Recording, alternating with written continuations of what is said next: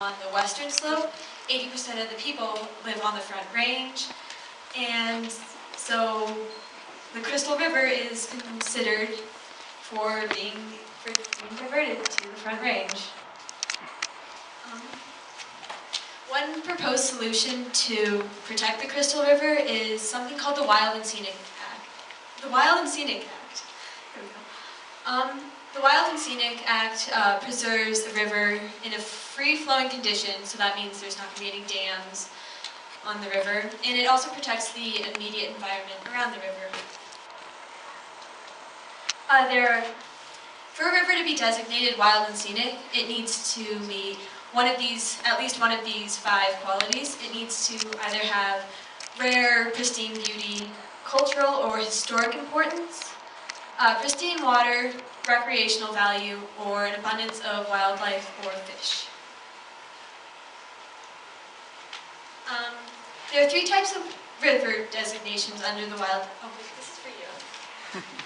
There are 3 types of river designations to have a river be free-flowing, wild, and scenic. The first one is wild, where it's undeveloped and accessed by foot trails. Scenic, which is undeveloped and accessed by back roads. Recreational, which is developed and accessed by a lot of tourists and recreational. Many U.S. river systems are less than 1% wild and scenic, so only 1% of rivers in the U.S. are wild and scenic. 12,709 miles are protected, which means 12,709 miles are wild and scenic rivers, and 600,000 miles are dammed.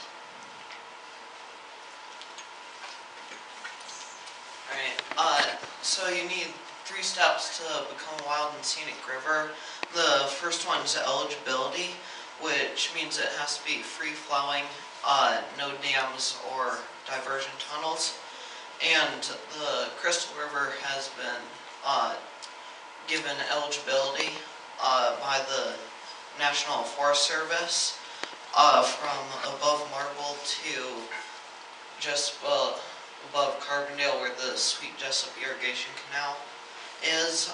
The second step is suitability, which requires community support, the effectiveness of the designation, and if there are any conflicts. And the homeowners in Marble are worried about eminent domain, which is the process of the government taking private land for public use. So they signed a petition which goes against the community support aspect.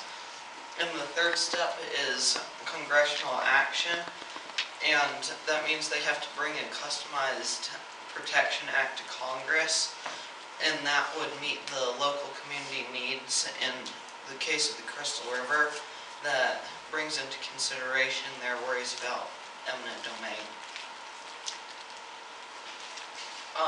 The Crystal River would have all 3 of those types of designation: 12 miles of scenic, 7 miles of wild, and 20 miles of recreational.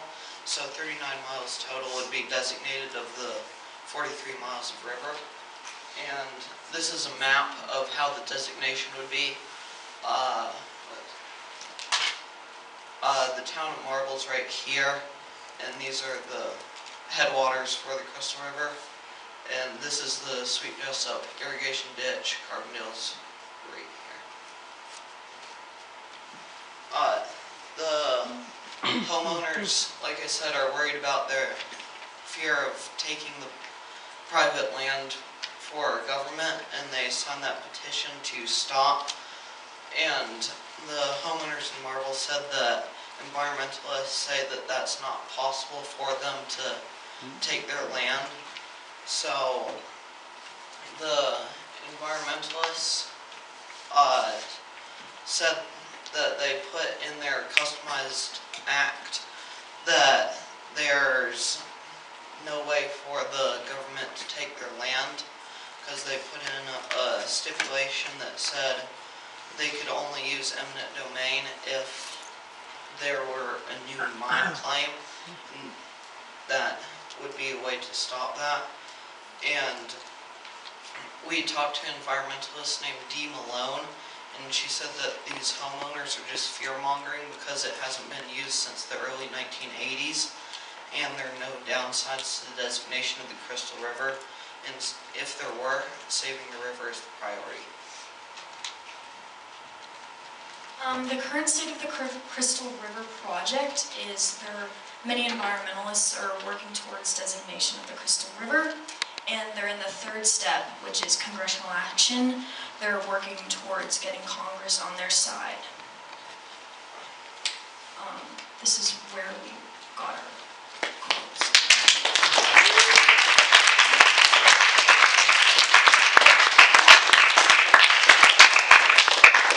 Questions? Any questions for these folks? Yes, you know who they are. You can always come up. This is a good thing to do at any conference too. If you you really want to talk about the fear-mongers or the congressional act, you can see who the presenters are, and you can go and talk to them after these presentations too. So that's something that you guys can keep in your mind for today or anytime you're at a conference like this. So thank you guys. Very good job.